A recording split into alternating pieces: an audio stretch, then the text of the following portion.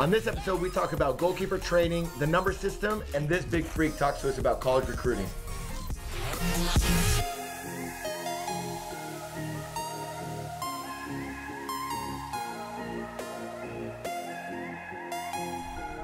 What's up, everybody? This is Ray Sanders, and this is episode number 14 of Coach Knows Best. We have another guest in the house today. This is Roberto, also known as Obi-Wan Kenobi. So, Obi's a coach in our club. He just started coaching here. He's from the Bakersfield community. He coaches now with the Aztecs with a couple of our teams. We've talked a lot. I like some of his soccer knowledge, his little expertise. Wanted to be able to bring some value to everybody today, so it's not just me all the time. Have a less controversial guest this week because Obi's a super mild guy. So, Obi, for the people who don't know you, why don't you tell us a little bit about yourself? Give us the rapid fire version of who Obi-Wan Kenobi is. All right, what's up, everybody? Just like Ray said, my name is Roberto Hernandez. Everybody knows me as Obi. Grew up in Bakersfield since the age of 5. Played for a couple local clubs here. Moved on, played at a couple different colleges. Moved around quite a bit, as Ray knows. Just been moving around, and kind of finally, establishing myself here. I've coached at Bakersfield College, San Diego Christian College, as well as California Miramar University. Been out in Georgia as well, just all over the country, I guess you can say, and just trying to, take every little learning experience that I've had from all those different places and kind of establish here with the Aztecs and just try to help grow the community as much as possible. That's sick. So, and you're a goalie, huh? Yeah, goalkeeper. Goalkeepers are a different breed, dude. There's no doubt, dude. You're definitely a different dude. The thing that's interesting about you, because how tall are you? 6'6". 6'6". Yeah.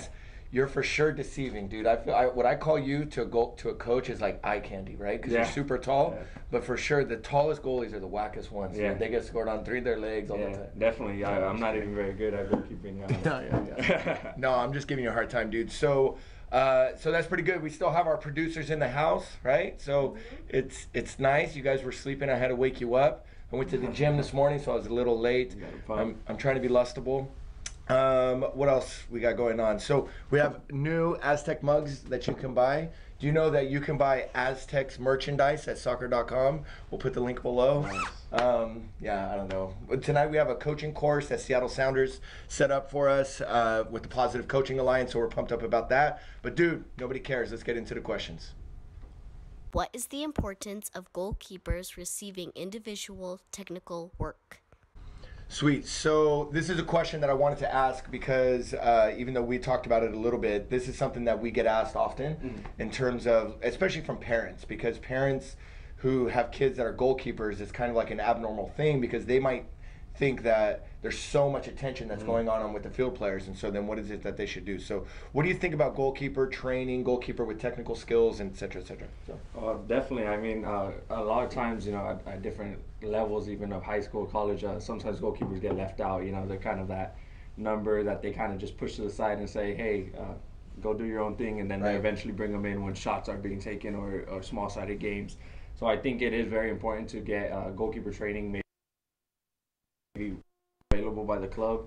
If not, there's even sessions that you can do at your house by yourself as a goalkeeper, but it's very important because no matter how many shooting techniques, small-sided games that you do, if the goalkeeper's diving with wrong technique, you're just forming bad habits. You can get 1,000 shots taken on you, but you're doing it all wrong. You're just forming those bad habits, so you're not actually improving. You're actually, falling back, and it's negative, bad habits. So focusing, maybe twice a week, once a week on your actual technique on how to dive, how to do that diagonal step, everything, how to fall correctly, I believe that's very important.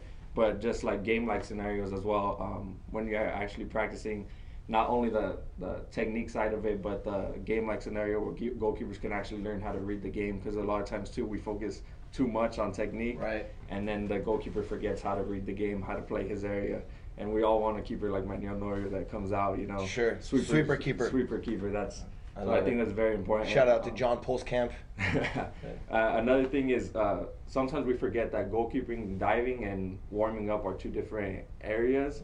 So a lot of times we have our keepers warm up with our actual team, and they're jogging, they're shooting, they're loose enough to do sprints and all that, but then we just throw them in goal. And you're wondering why they're not diving. That's a good point, actually, Then we're sitting there, hey, why aren't you diving? And Right. it's because, hey, their adrenaline's not there. So I say, if you know you're gonna about to do a shooting drill, tell your keepers, give them 5-10 minutes to actually warm up, hit the floor, get used to hitting the floor.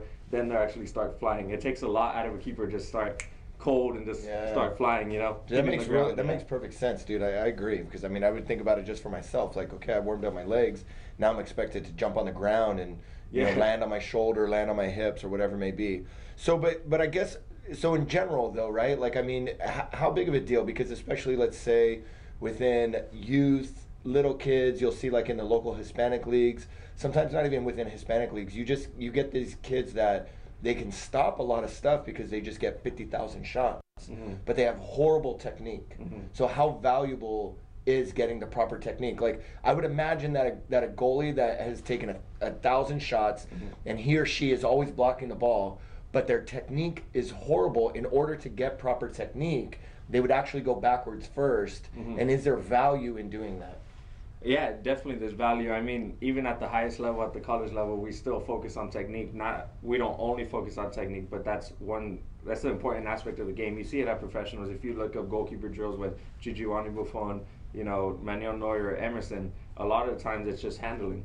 You know, it goes back to the basics, because you can improve, just by getting shots taken on you. You can get better because you're getting used to it. You're still playing, but a lot of times you're giving up rebounds when you don't need to give up rebounds. And I think, especially in our day and age, especially in the Hispanic community, we always say para la foto, for the picture. They dive all the time for the picture, over dramatic, for and we sure. need to focus on actual handling skills.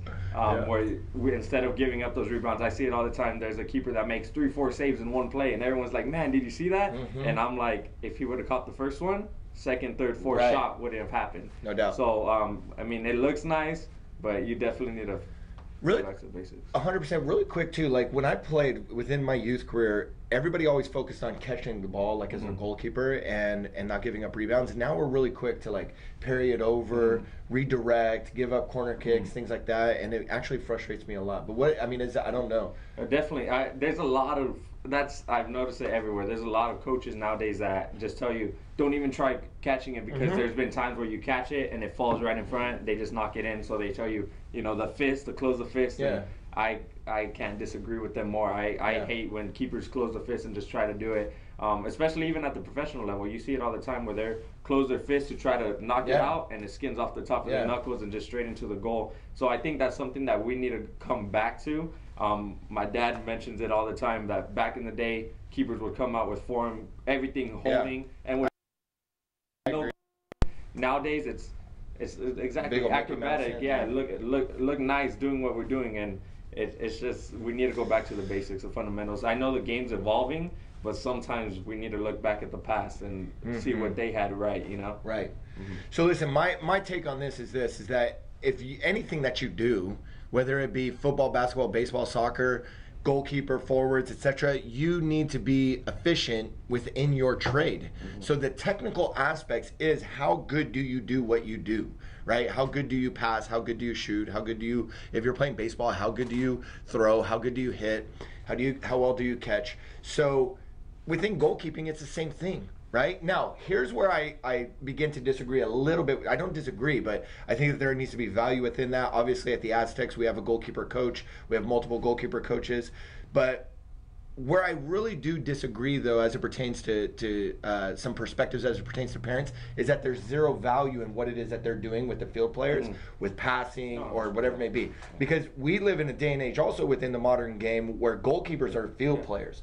Johan Cruyff talked about it before he passed away, that he believes that one day goalkeepers are going to be devalued so much that they're just going to be 11 field players, and they're just going to throw anybody in the goal basically, because they've got to be able to play with their feet. So the value of the goalies that can be able to play and pass with their feet is really high.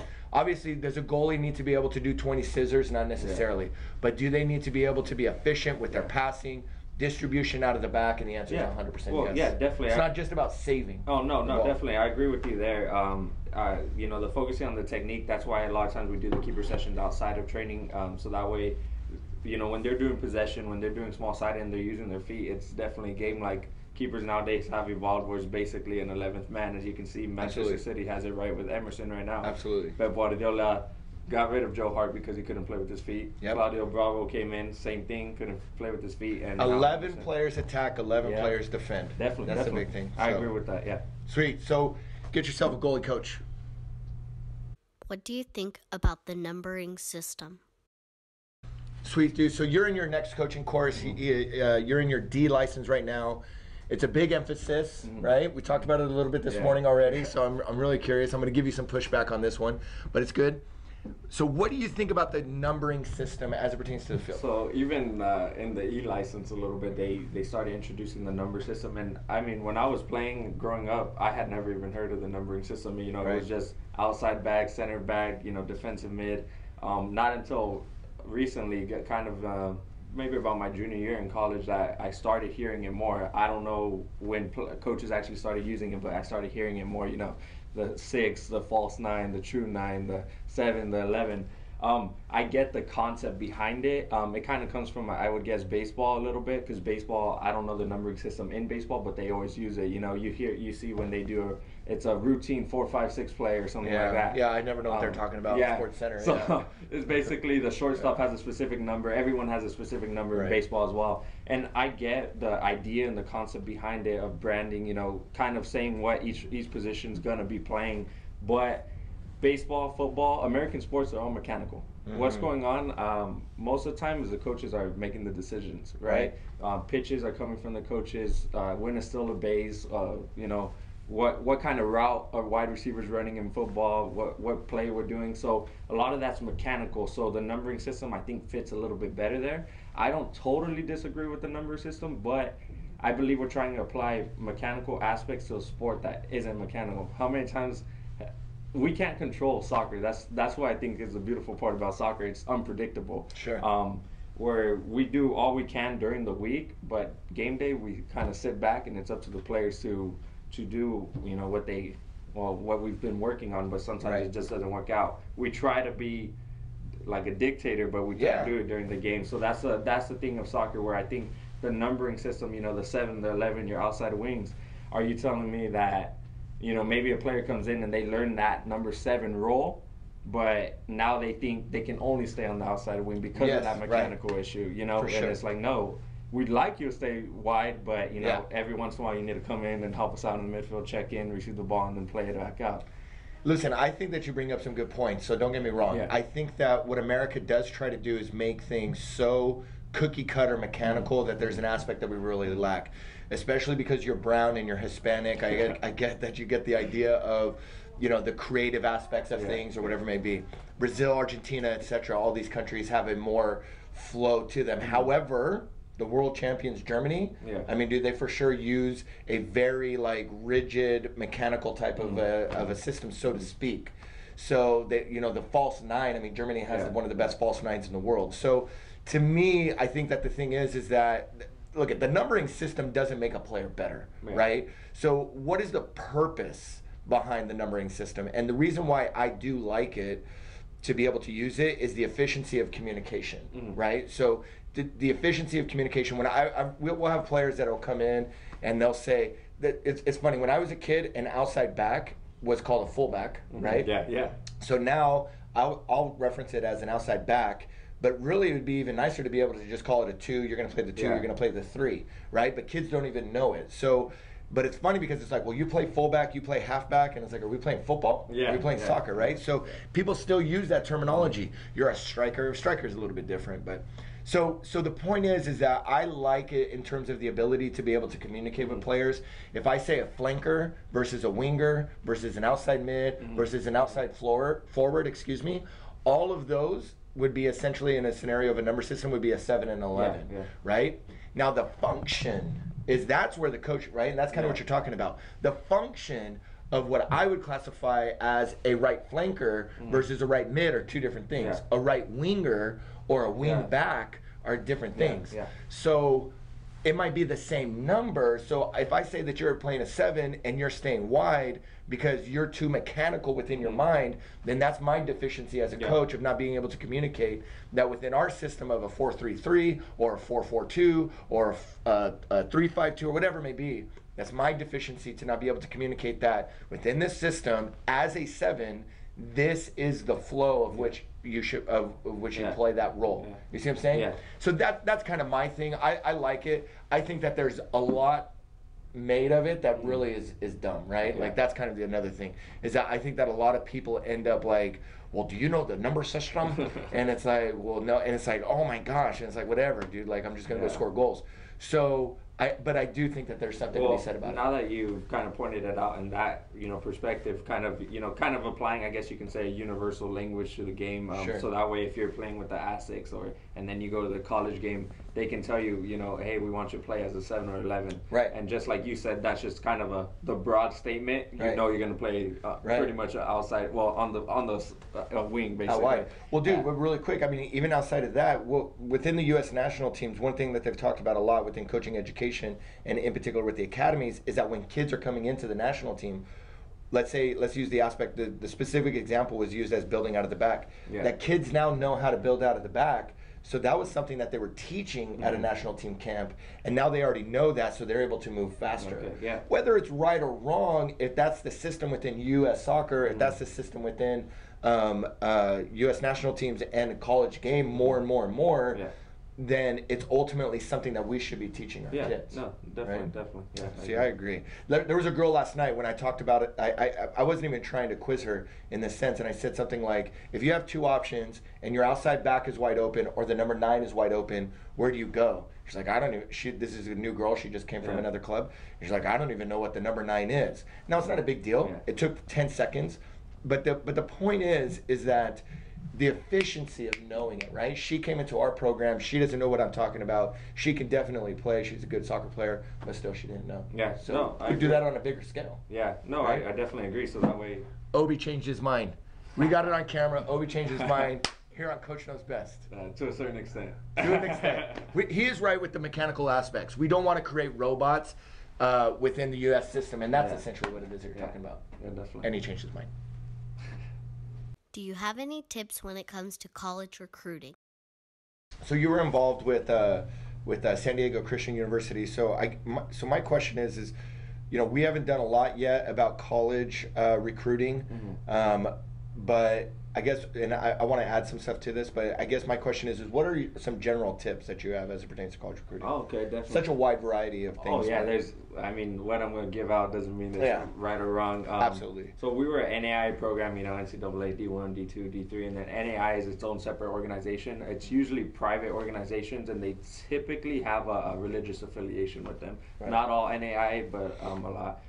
NAI has a lot more loose regulations and rules. Yeah. So when an NAI coach goes out to a tournament or a game, we can actually speak to you right there on the spot. Yeah. NCAA, D1, and D2 coaches, I believe, have to, in certain time periods, you can ask James about that. He knows more about the D1 rules. But I would just say be proactive. Coaches, there's so many student athletes out there that all the coaches, we can't go to every single one of your games. So I'd be proactive, record your games, send emails to the coaches and the schools you want to go to, attend ID camps that they put on, but definitely just be proactive with emailing the coaches. A lot of times we'll receive emails, we're so busy that sometimes we'll forget to reply, or we see it and we just forget to reply.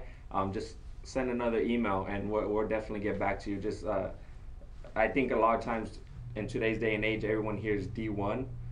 You got to go D1. You got to go D1, and that's not necessarily the case. There's a lot of D1. Most of the time, it's not the case. Yeah. That's really stated on. I want to go D1, and it's good to dream and have hopes and aspirations, but there's so many other variables with finances, location, moving away from home, actual ability. Yeah. And so it's one of those things that's like, well, I want to play Division I, and they don't take any other variable into consideration other than this like subconscious prestige that they have or whatever it may be. So, and I mean divisions are kind of just a title, to be honest. I mean, don't get me wrong, there's a lot of good Division I programs, but there's some D2 programs that would be D1 programs. There's even NAIA national championship programs that would be D1 programs. So don't get confused with just because they're Division I doesn't necessarily mean you're going to be challenged. Sure. And that's what we all want to do. We don't want to go into a program where, one, you're going to get wrecked every game, or two, you're just killing every team in your conference 10-0. Then when you get to playoffs, you guys get smashed because you're not being challenged. Right. So, when you're going to college, I would say look at the college, look at their programs that they have, what they offer in their bachelor's degree, make sure it fits what you want to do. and then look at how many students they have, look at the city, and as well look at the conference, look at the competition they have. And I say go to ID camps because one, colleges aren't only recruiting you, but you're kind of recruiting the college coach as well. You know, you want to go to ID camps to get a feel of how they coach. Because you don't want to go to a program where you've never seen how that head coach or the assistant coaches actually coach, how the culture is there, and then you go in and you don't like it. I've seen that many times. If you go to an ID camp, you can kind of get a feel for how this coach runs sessions. Are they possession-based, counterattack-based, you know, and you can kind of get a feel for their team, their culture, their vibe, and just see if you actually like it. A lot of times there's been, you know, D1 college offering a full ride or NAIA college offering a full ride.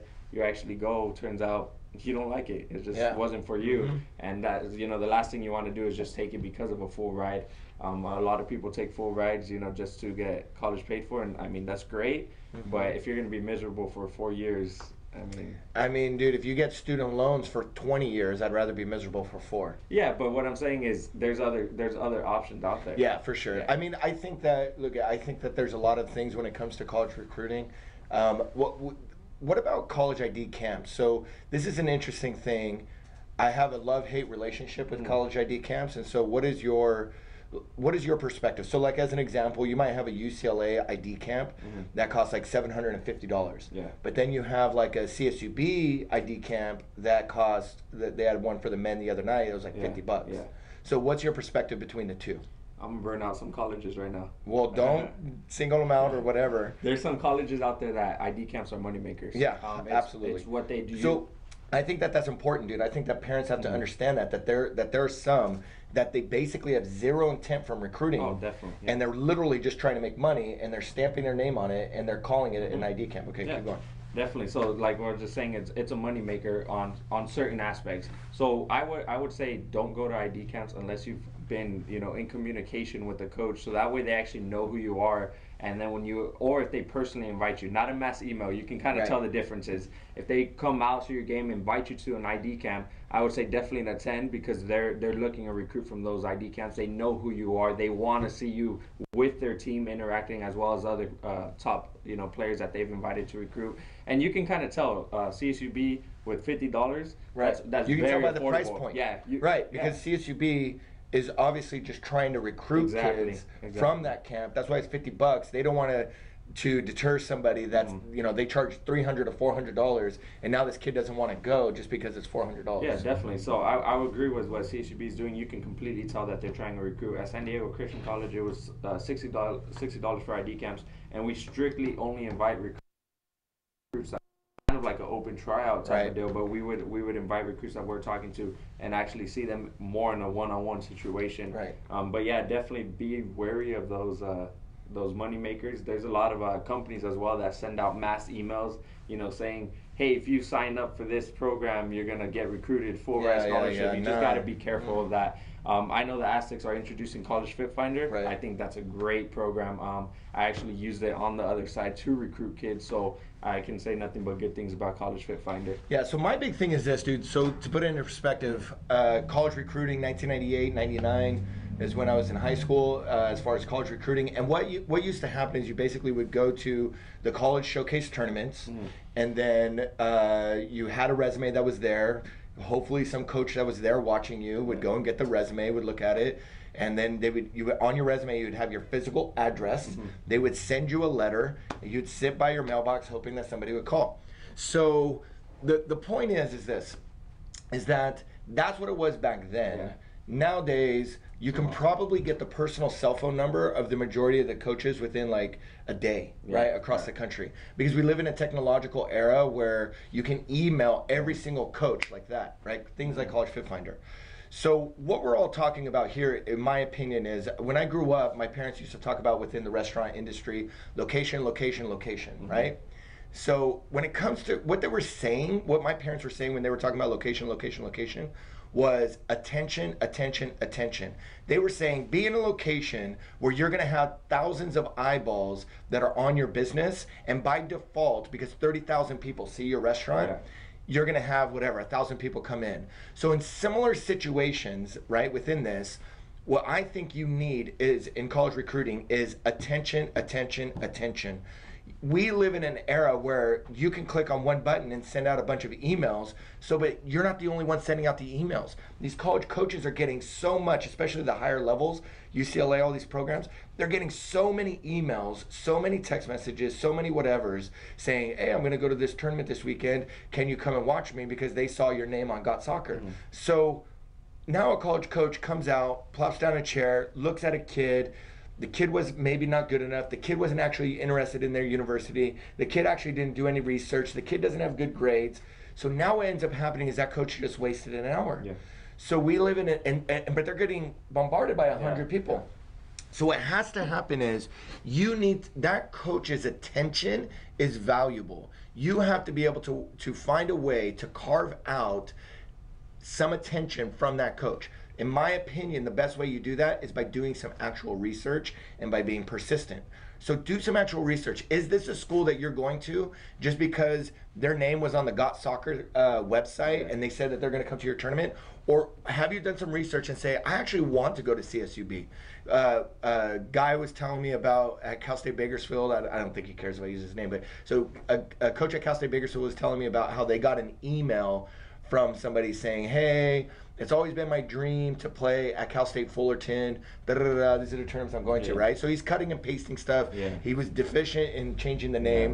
Yeah. And the guy wrote back, the coach wrote back like, yeah, you should probably contact the Cal State Fullerton coach therefore, right? Yeah. So the point is that you're trying to carve out some attention from this guy. You have to actually do some due diligence, make sure that you're communicating properly, and on and on. It's attention, attention, attention. Now, that being said, my curiosity with you is, there's a big hype right now that's getting annoying to me, which is this aspect of connections, right? Like, oh, well, Ray Sanders has college coaching connections, Obi has college coaching connections. Are those real? How far do they go? How much do they actually matter? All right. Well, backtracking when you were talking about. Sorry, I'm all riled up. No, you're good. You're good. Backtracking. The bang is kicking in. How you were talking about, back in your day. I mean, we have to go back to when dinosaurs were roaming around and stuff like that. It's all good. We used to carve out our letters to coaches. Yeah. Just send them by pigeon. I'm not even that old. Yeah. But anyways, 26. Just like Ray said, he was talking about how college coaches do, plop down, they go watch a kid at a tournament. So that's another aspect. A lot of people think when you're going to tournaments that all those college coaches are there like the Surf Cup. Right. There's a bunch of college coaches, over like 100 college coaches, but they're all there with a specific schedule. Right. They know who they're going to watch because kids have emailed them. So that being said, they're not there watching just everyone and hope someone pops out. Right. At the most, what's going to happen is that coach is watching your game to watch someone else, and you caught their eye. Yeah. At the most. Yeah. That's definitely it. And just like he was saying, make the emails personal. We can tell when they're mass emailed, and when they're mass emailed, we can tell that you're not really interested. Right. Why would we want to be interested in someone that's not interested in actually sending our? It's a courtship. Of two definitely. people. Now, to answer your actual question about connections, you have connections here, I have connections there. I believe they're good to a certain extent. Mm-hmm. If I have a player that I truly believe is good, I may, call up San Diego Christian College and say, hey, this player can actually help you out. But that being said, I'm not going to call. Oh, but he's actually good, or she's actually good. Yeah, right. There you go. So that's the thing. Just because I know who you are, you know me, doesn't mean I'm going to put my name associated with that. I'm not going to go around lying to college coaches and saying, hey, his name's Cameron Riley out of San Diego Christian. Hey, Cameron, I got this girl for you. She's really good. Going to help you out. And then she shows up there and she's not good. And I knew that all along. Mm-hmm. He's never going to trust my word again. They're never going to call me to be like, hey, can you reference somebody? Mm-hmm. So connections, yes. But just because we have connections, I'll be truthful. Hey, I don't think you can play Division I. I don't think you can play Division II. You know what? NAI is your goal. Maybe then, if I think you're good enough, maybe I'll call up a couple NAI coaches. Or even being honest, hey, you know what? Maybe you could play D2, but you have to go to a JUCO first. Right. Develop yourself at a junior college and then try to go Division II. Right. But so to answer your questions, connections can help, but only to a certain extent. Just because we know somebody. For example, Ray knows a lot of the coaches at Cal State Bakersfield. I know, Richie Grant as well. But just because I call up or Ray calls up doesn't mean anything. They if you don't have talent. Yeah, I haven't asked them once. Well, yeah, I'm not saying you have. No. That's what I'm saying though, is because at the end of the day, talent's talent. Look at my thing is with connections is that I like, and I'm not aggravated that like at parents necessarily because I wouldn't know the difference, right? And I don't know, 10 years ago I probably would have thought the same thing, that connections, talent trumps all. Look at dude, if you play for we had a boy that ended up playing at UCLA. He didn't play academy. He didn't play. He played Coast League Premier. So, but he played at UCLA. We have a girl that's committed to USC. For she's a 2002. She's committed to USC. She didn't play academy or ECNL. So at the end of the day, talent is what connections are relative to how talented that player is. Yeah. And look, if I tell you about a restaurant that you don't know about and you go in and you think that the restaurant is garbage, you won't just keep going to the restaurant because I said it was good, right? So realistically, it's like, is the product actually any good? So now here's the point, is that if you find out about that restaurant because I told you, cool. If you found out about that restaurant because they did some marketing and advertising, then cool. Either way, they got your attention, you went into the restaurant was no good, you're not going back. And that's the bottom line, whether it be ID camps, whether it be a connection, whether it be something else like a college showcase tournament, it's all about that. You have this window of recruitment that opens up for like 12 to 24 months and everything else is about development and putting your value in any type of organization. If you're putting your value in the Aztecs because of any type of connection or whatever it may be, you are here for the wrong reasons. The value in the Aztecs or whatever organization that you're with is the development aspects of what has brought you there. And that is the track record that you need to look at, is how many players that are with that club organization at 10, 11, 12 years old end up going to college, not how many players end up going to college. Because the reality is plenty of our players get heavily recruited by other clubs in town at 14, 15, 16 years old after they've been developed here for many, many years, and then they go and then people try to take credit for it all the time. Yeah. No, I definitely agree with that. Like you just said, U.S. Soccer preaches it all the time. Development, especially at the youth age, we gotta stop worrying about wins and losses and how we're gonna get kids here. Because a lot of coaches, what we do, and I spoke to many coaches that when they get a player into a college system, they say, "Hey, I got him there." Right. And it's not about us; it's about the kids. Takes a village. And so exactly. The whole I stole your thunder. Yeah. Anyway, sorry, I'm riled. No, you're good. That Bing, you want to give a shout out now? Dude, I'm trying to get him to give us money. There you go. Go ahead. Sorry. sorry. So definitely, dude. Oh yeah, just focus on development. A lot of club teams they claim, oh, we send our players to professional, But if you have talent, you're gonna get recognized. It's. Look, we have a relationship. Let's close with this, with the overall recruiting component. We have a relationship with Seattle Sounders, right?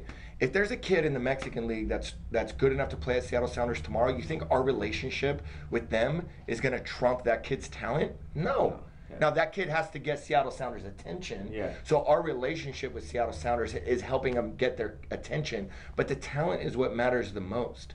And so connections are not going to ultimately fast track this kid to the point where he's going to be allowed to be on the team. And so look, at connections help. I'm not trying to. I just don't believe that that's the trumping factor. I don't believe that that's the thing that is going to trump everything else. I think that people really need to put more value in the actual development of players and everything else will really take care of itself. So definitely. Sweet. Thanks for the tips. Yeah. Sweet, awesome. So that's it, dude. So how long do you estimate? Don't look at the times or whatnot because we do some editing. How long do you think this video is going to be? I don't even know. Give us I say like 30 minutes. 30 minutes. Yeah. You think we stayed under the 30 minutes? Well, I feel like we went longer, but the last topic was really long. I feel like we were rambling, but it was good. It was great. It was good information. Are you awake? Ray's super tired.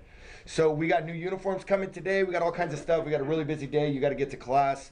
Listen, I really want to appreciate you. I really think that you've ultimately brought value to people one way or another. I'm really excited that you're going to be coaching with the club. Hopefully it pans out because I will for sure take this video off of YouTube if you end up being a flake. But no, I'm really excited to have you within the club. I think that you're going to bring value. We'll thank you for doing this also at such short notice. Oh yeah, well thank you, Rick, for inviting me. I just wanted to get kind of my name out there so you guys know who I am. am, not just that tall freak walking around on the field, you know. Dude, I'm telling you.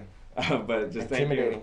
I'm excited to coach with the Aztecs. You know, kind of always from the Baker Short organization, we all know who the best successful club is here in town. So talking about. So yeah, very excited to coach with the Aztecs. Sweet. So listen, guys. Any questions that you guys have, you want to ask, anything you want to refute, put it in the comments below, whatever it may be. If you disagree with something, tell us about your connections, whatever, etc. Any questions that you have, ray7sanders@gmail.com. That's ray7 Sanders like the Colonel @amag.com. Outside of that, I really have nothing else to add. I have nothing funny or humorous to end with. We'll see you guys next time.